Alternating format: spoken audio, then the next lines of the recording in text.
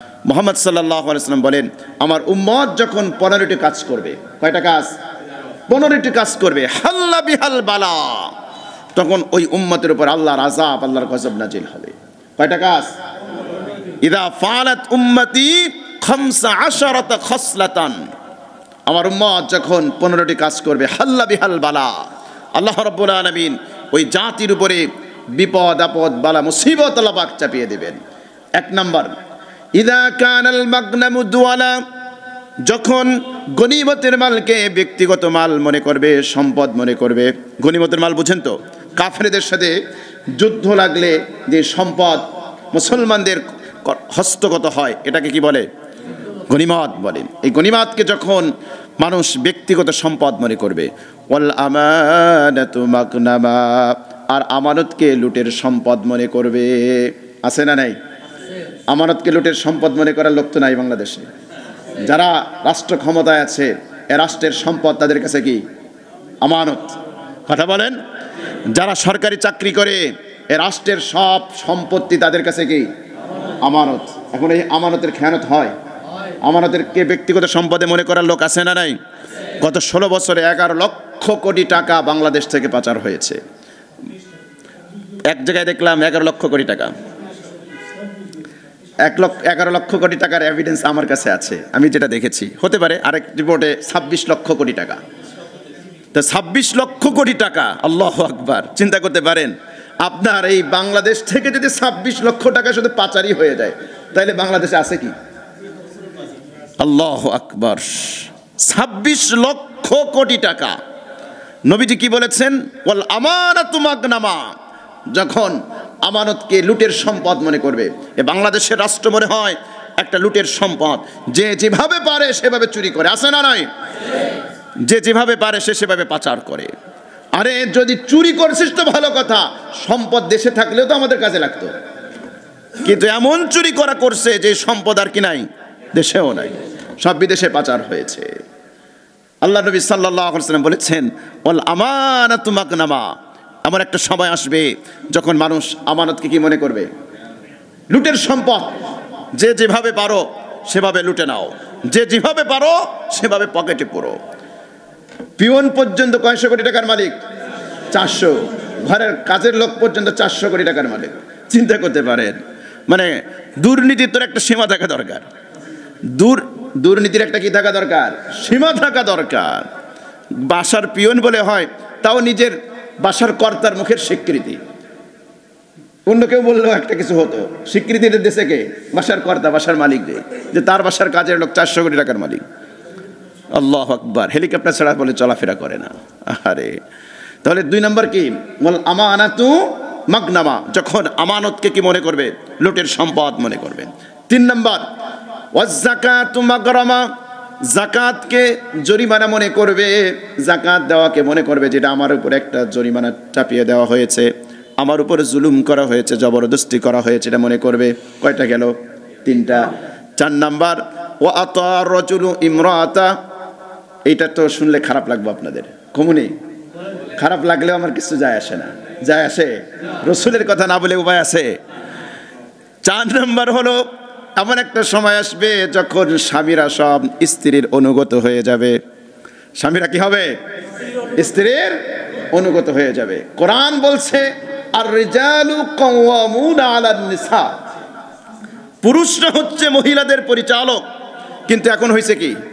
কথা কয় না, উল্টা। মহিলা হয়েছে কি? পুরুষের পরিচালক। আছে না নাই? বাহিরে অনেকে আমরা বাঘ সিংহ, কিন্তু বাসায় গেলে একেবারে বিলাই। আরে কথা কয় না। তো রাসূল সাল্লাল্লাহু আলাইহি ওয়াসাল্লাম যেটা বলছেন, ওয়া আতাহা রাজুলু যাওজাতা, স্বামীরা সব স্ত্রীর অনুগত হয়ে যাবে।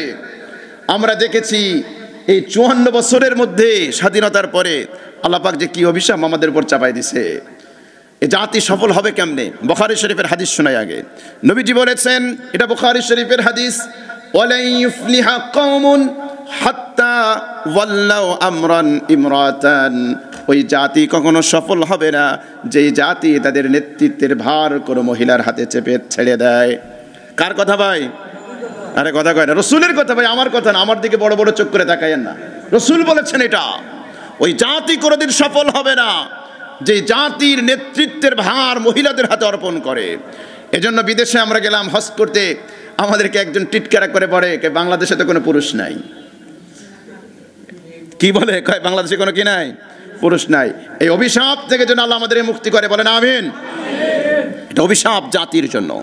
রাসূল বলেছেন ওই জাতি সফল হবে না, ওই জাতি কোনোদিন কি হবে না, সফল হবে না। রাসূলের কথা, এটা বুখারী শরীফের হাদিস।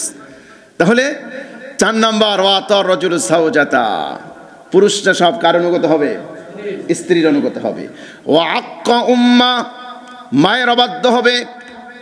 অনুগত হওয়া উচিত ছিল কার, মার, কিন্তু অনুগত হয়েছে কার, স্ত্রীর। উল্টা না সম্পূর্ণ? তাহলে একটার সাথে আরেকটা রিলেটেড।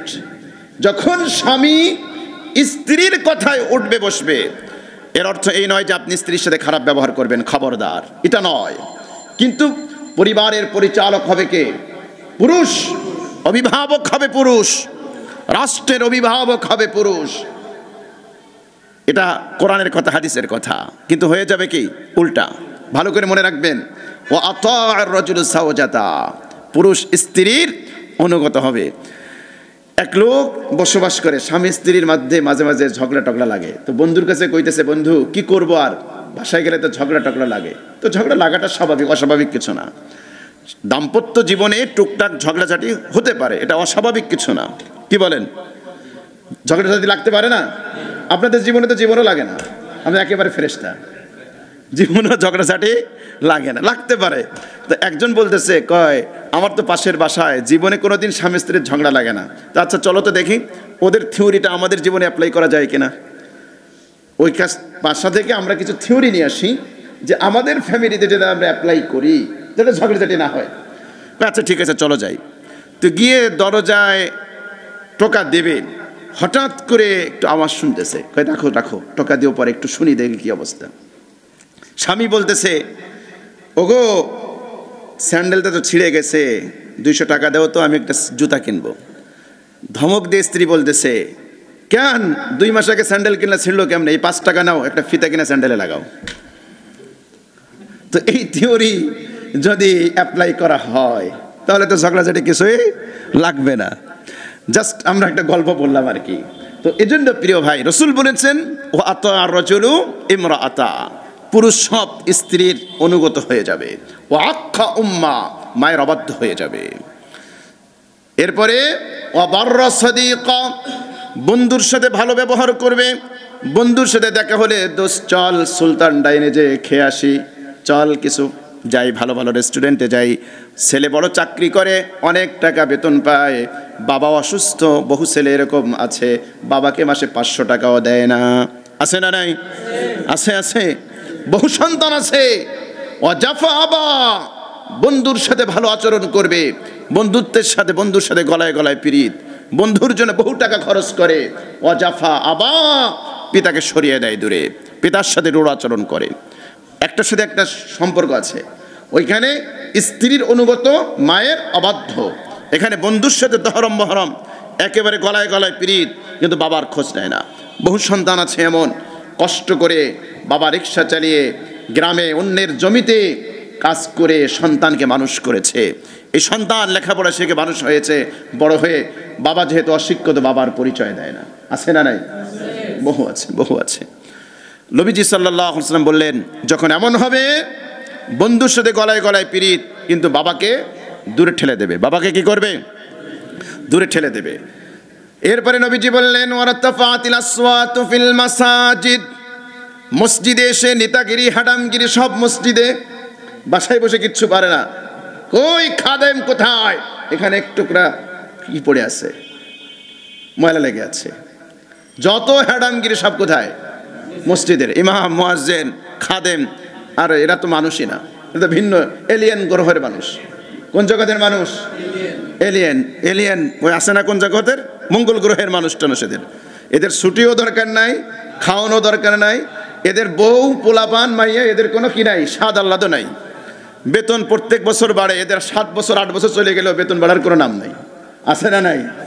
বাড়াই বললাম নাকি? খোঁজ খবর নিয়ে দেখেন, সব ঠিক আছে। ওরে বাবা, এরা তো বাস আল্লাহ খাওয়াবে, আল্লাহ খাওয়ানোর উসুলটা সব এদের ব্যাপারে, মসজিদের স্টাফদের ব্যাপারে। বহু মানুষ আছে এমন, যে তাদের একদিনের বাজার করতে গেলে 10,000 খরচ যায় কি না? আর এরা যে 10,000 12,000-এ পুরো মাস কেমনে চলে এটার খোঁজ খবর নেওয়া লোক খুব কমই আছে। যাই হোক, এটা বললাম আর কি। এমনি সব জায়গায় এরকম না, আলহামদুলিল্লাহ কিছু কিছু জায়গায় ভালো আছে, কিন্তু ম্যাক্সিমাম জায়গায় এই অবস্থা। অরতাফাতিল আসওয়াতু ফিল মাসাজিদ, মসজিদে শোরগোল হবে, আওয়াজ উঁচু হয়ে যাবে। ওয়াকানা যাঈমুল কওমি আরযালাহুম, সবচেয়ে নিকৃষ্ট স্বভাবের মানুষগুলো সমাজের নেতা হয়ে যাবে। আছে নাকি? রাসূলের হাদিসের বাস্তবতা আছে ভাই। এটা কিন্তু রাসূলের হাদিস শোনাচ্ছে, তিরমিজির 22-10 নম্বর হাদিস, তাও বলে দিলাম, প্রয়োজনে আপনারা চেক করে দেখেন। তিরমিজির হাদিস, এটা তিরমিজি শরীফের হাদিস। ওয়াকানা যাঈমুল কওমি আরযালাহুম, যাদের চরিত্র খারাপ, আকাম কুকাম যা কিছু করে, চুরি বাটপাড়ি দুর্নীতি জুয়া টোয়া যা খেলে, নির্বাচন আসলে সব চরিত্র ফুলের মতো পবিত্র। স্লোগান তো আমরাই দেই না? দুর্নীতি করুক, টাকা পাচার করুক, কালোবাজারি করুক, পতিতা ব্যবসা করুক, যা কিছু করুক না কেন, নির্বাচন আসলে 500 আর 1000 টাকার নোট পকেটে ঢুকলেই অমুক ভাইয়ের চরিত্র ফুলের মতো পবিত্র। এই জন্য তো আমি বলি, এই জাতির ভাগ্য পরিবর্তন এত তাড়াতাড়ি হবে না যতক্ষণ না পর্যন্ত আমরা পরিবর্তন হই। ওয়াকানা যাঈমুল কওমি আরযালাহুম, নবীজি বলেছেন এরপরে ওয়া উকরিমার রাজুলু মাখাফাতা শাররি, কিছু লোক এমন থাকবে যাদেরকে মানুষ সম্মান করবে, অনার করবে, সালাম দিবে, স্যালুট দেবে, শুধুমাত্র তার অনিষ্টতা থেকে বাঁচার জন্য। মানুষ সম্মান করে, রেসপেক্ট আসে অন্তর থেকে, শ্রদ্ধাটা আসে অন্তর থেকে, মানুষটা ভালো এই জন্য তাকে রেসপেক্ট করি, শ্রদ্ধা করি। কিন্তু জনাবকে এজন্য রেসপেক্ট করা হবে না, সম্মান করা হবে না। তাকে সালাম না দিলে গালি দেবে, তাকে সালাম না দিলে উল্টো সিধা শোনাবে, বকা দিবে, এই জন্য তাকে সম্মান করা হয়। এরকম মানুষ তো আমাদের এলাকায় একজনও নাই, আছে? আল্লাহু আকবার। ওয়া উকরিমার রাজুলু মাখাফাতা শাররি, মানুষকে সম্মান করা হবে তার ক্ষতি থেকে বাঁচার জন্য। অশুরিবাতিল খুমুর, মাদক সেবন ব্যাপক হারে বেড়ে যাবে। ওয়ালুবিসাল হারির, পুরুষরা রেশমি পোশাক পরিধান করবে। অত্তুখুদাতিল কায়নাত, গায়িকা নর্তকী এদেরকে সামাজিকভাবে স্টাবলিশড করা হবে। আছে নাকি? মমতাজ ভাবির মতো মানুষরাও আমাদের এমপি হয়, আমাদের মরে যাও ভালো হয়েছে, কথা কয় না। সে আবার সংসদে ভাষণ দেয় কি, বুখারি মুসলিম সিয়াসিত্তা সব নাকি তার পড়া হয়ে গেছে। আরে মিথ্যাচারের একটা সীমা থাকা দরকার। মানে আমাদেরকে কয় ধর্ম ব্যবসায়ী, ওদের ধর্ম ব্যবসা শুনলে শয়তানও খিলখিল করে দূর থেকে হাসে। সিয়াসিত্তার কিতাব বলে সব পড়ছে, বুখারী শরীফের একটা পৃষ্ঠা পড়তে পারে? বুখারী শরীফে কি জের জবর আছে ভাই? মূল কিতাবে জের জবর আছে? জের জবর নাই। এই জন্য আমি টকশোতে, ওই সময় টকশোতে ডাকছিল ফেজদাপি বলে, তা আমি বলছিলাম সিয়াসিত্তার কিতাব লাগবে না, ও যদি বুখারী শরীফের একটা হাদিস পড়তে পারে জীবনে আর আমি কোনোদিন টকশোতে কথা বলবো না। ও চ্যালেঞ্জ এখনো আছে সোশ্যাল মিডিয়ায়। তো মিথ্যাচার একটা সীমা থাকা দরকার। কয় বুখারী মুসলিম আবু দাউদ তিরমিজি সব নাকি তার পড়া, হাফেজ। এখন জ্ঞান তো শয়তানেরও ছিল না? শয়তান কি মানছে? শয়তান মানছে? মানে নাই। অত্তুখুজাতিল কায়নাত, আহারে রাসূলের হাদিস। আমার কি মনে হয় হাদিসটা যখন পড়ি মনে হয় আল্লাহর নবী আমাদের সমাজের দৃশ্য দেখে দেখে হাদিসটা আমাদের জন্য বলছে। কি বলেন, তাই না? একদম হুবহু মিলে যাচ্ছে হাদিসের কথা। অত্তুখুজাতিল কায়নাত, গায়িকা নায়িকা নর্তকী বাজারি মহিলা এদেরকে সামাজিকভাবে স্টাবলিশড করা হবে। আল্লাহ রাসূলের ভবিষ্যৎবাণী সব বাঙালি জাতি তোমাদের জন্য। ওয়াল মাআসিফ, বাদ্যযন্ত্রের কদর করা হবে। একটা স্টেজ শো তার কত ফি কত? 5 লাখ 10 লাখ। ওয়াল মাআসিফ। এরপরে নবীজি বললেন ওয়াল আনা আখিরু হাযিহিল উম্মাহ আউয়ালাহা, এই উম্মতের শেষ দিকের মানুষগুলো পূর্ববর্তী যুগের মানুষদেরকে লানত করবে। আছে? এটা ধর্মীয় ক্ষেত্রে বেশি হয়। আমাদের সমাজে কিছু মানুষ আছে এরকম, দেখবেন কোরআন হাদিস একটু চর্চা করে ইমাম আবু হানিফা রাহিমাহুল্লাহ পর্যন্ত গালি দেয়। আছে না নাই? বড় বড় ইমামদের পর্যন্ত গালিগালাজ শুরু করে দেয়। রাসূলের হাদিস দেখেন কি বলছে, ওয়ালান আখিরু হাযিহিল উম্মাহ আউয়ালাহা, এই উম্মতের শেষ দিকের মানুষগুলো ওই পূর্ব যুগের মনীষীদেরকে গালি পর্যন্ত দিবে। তাহলে এই হলো 15টি কাজ। কয়টা কাজ? আবার বলবো। নাম্বার 1, যখন গনিমতের মালকে কি মনে করবে? ব্যক্তিগত সম্পদ। যখন আমানতকে লুটের সম্পদ মনে করবে, যখন যাকাতকে জরিমানা মনে করবে, যখন স্বামীরা স্ত্রীর কি হয়ে যাবে? অনুগত হয়ে যাবে, যখন মায়ের অবাধ্য করবে, বন্ধুর লগে গলায় গলায় পীড়িত হবে, বাবাকে দূরে সরায় দেবে।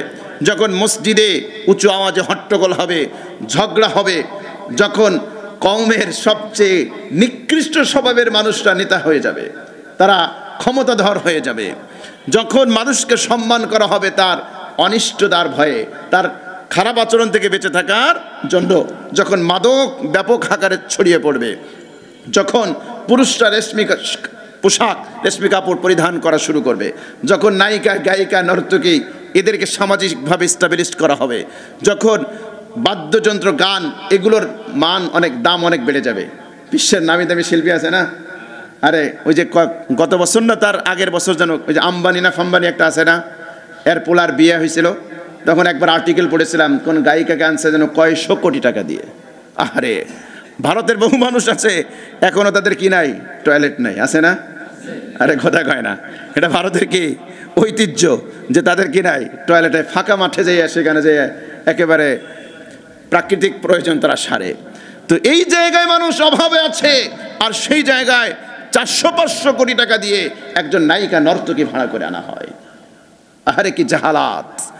14টা হলো, আর 15 নম্বর হলো এই জামানার শেষ দিকের মানুষ আখের পূর্বযুগের মানুষকে কি দেবে? অভিশাপ দেবে। এই হলো 15টা কাজ। আমাদের সমাজে আছে।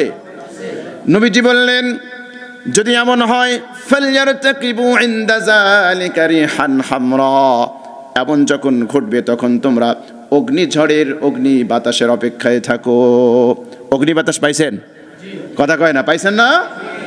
ফালইয়ারতাকিবু ইনদা যালিকা রিহান হামরা, এগুলো যখন সমাজে হবে নবীজি বলেছেন তখন অগ্নিঝড়, অগ্নি বাতাস, আগ্নেয়গিরি এগুলোর অপেক্ষায় থাকো। এখন বলেন তো লস অ্যাঞ্জেলেসে এগুলো আছে না নাই? শুধুমাত্র লস অ্যাঞ্জেলেসে, বাংলাদেশে আছে না নাই? আছে। সুতরাং ওইটা দেখে আনন্দিত হওয়ার কারণ নাই। আপনি নিজের চরকায়, আমরা নিজের চরকায় তেল দেই। আমরা কোথায় আছি? আমরা কোথায় আছি? এরপরে নবীজি বললেন আও খসফান আও মাসখা, অথবা ভূমিধস হবে অথবা চেহারা বিকৃতি হবে। আমার মিলে আসে নাই, বুঝে আসে নাই।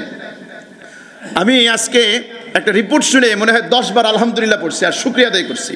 কেন? আপনাকে বলি। নবীজি বলেছেন যখন এইগুলো ঘটবে সমাজে, খুব ভালো করে খেয়াল করবেন নবীজির হাদিস, যখন এগুলো ঘটবে তখন অগ্নিঝড়, অগ্নিবাতাস হবে, আগ্নেয়গিরি হবে। এরপরে নবীজি বলছেন ভূমিধস হবে। আমি হাদিসটা আগে বুঝি নাই, আজকে রিপোর্ট শুনলাম যে আমেরিকায় যারা ভূতত্ত্ব নিয়ে যারা গবেষণা করে তারা আশঙ্কা করছে যে কোনো মুহূর্তে লস অ্যাঞ্জেলেসে বড় ধরনের ভূমিধস হতে পারে। আমি অবাক হয়ে গিয়েছি, রসুলের হাদিস আমার সঙ্গে সঙ্গে মনে পড়ে গিয়েছে। আর আমার রসুল তো এটা বলেছে যে যখন অগ্নিঝড় হবে, আগ্নেয়গিরি হবে, সাথে সাথে তিনি ভূমিধসের কথা বলেছেন। এতদিন পর্যন্ত আমার বুঝে আসে নাই যে আগ্নেয়গিরির সাথে ভূমিধসের সম্পর্কটা কোথায়। আজকে যখন পুরো রিপোর্টটা পড়লাম, শুনলাম, তখন দেখলাম যে আগ্নেয়গিরি হলে নিচে থেকে পানির স্তর একেবারে শুকিয়ে যায়, পানি সরে যায়, আর ওই জায়গায় বড় বড় ভূমিধস হয়। জোরে বলেন আল্লাহু আকবার। একজন উম্মি নবী আল্লাহু আকবার যে কথা বলেছেন, আজকে আপনার ভূতত্ত্ব সেই কথাই প্রমাণ করছে। এটার সাথে এটার মিল পেয়েছি। নবীজি বললেন আও মাসখা, অথবা চেহারা বিকৃতি হয়ে যাবে, অথবা পরিবর্তন, পরিবেশ এমন হয়ে যাবে স্বাভাবিক অবস্থা থাকবে না, উল্টে যাবে। তাহলে আল্লাহ নবী সাল্লাল্লাহু আলাইহি ওয়াসাল্লামের আগে শুধু শুনেছি যে নবীর হাদিস পড়ে পড়ে ইংল্যান্ডের বহু নন মুসলিম যারা মুসলমান হয়েছে, আজকে আমার একদম ইয়াকিন হয়েছে যে আল্লাহ রসুলের কথা উনি যদি সত্য নবী না হতেন তাহলে 1450 বছর পূর্বে ওই মরুভূমিতে বসে এই ধরনের বিজ্ঞানসম্মত কথা ওনার জবান দিয়ে বের হতো না। ঠিক কিনা বলেন? আল্লাহু আকবার। এজন্য হাদিসটা আমি এজন্য আলোচনা করলাম যে এই সকল কাজ আমার আপনার দ্বারা যেন না ঘটে, আমার আপনার দ্বারা যেন না ঘটে, আমরা যেন এর থেকে দূরে থাকি।